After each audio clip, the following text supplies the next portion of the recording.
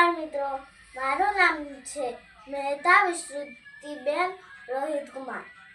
આજે હું તમને સરસ મજાની વાર્તા કહેવા જઈ રહી છું, તો ધ્યાનથી સાંભળજો.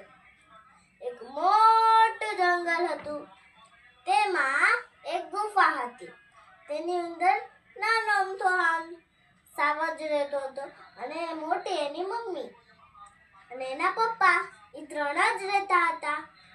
એમાંથી દરરોજ સાવજનું બચ્ચું આમ દહાડ કરવાની કોશિશ કરે, પણ દહાડ તો ક્યારેય થાય નહીં.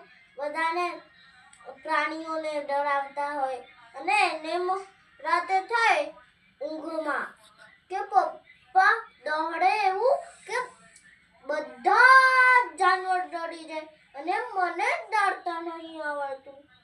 તે દરરોજ કોશિશ કરે, દરરોજ.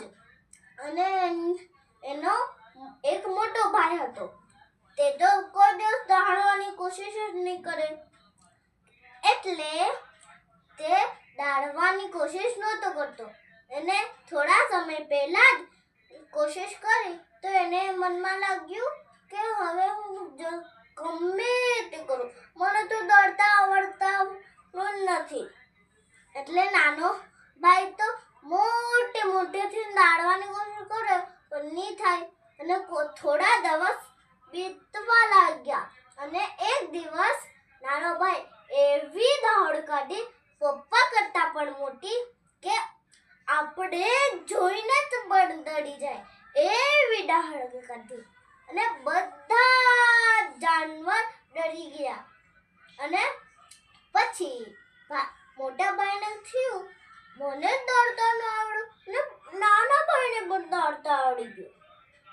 અને પછી નાના ભાઈએ કીધું કે જોયું, હું કેટલા દિનોથી પ્રેક્ટિસ કરતો હતો તો મને આવડી ગયું, અને તું પ્રેક્ટિસ નહોતો કરતો એટલે તું હારી ગયો. અને વાર્તા પૂરી. આમાંથી બોધ મળે કે કોશિશ ગમે તેટલી કરવી પડે, પણ હાર કોઈ દિવસ મારવાની નહીં.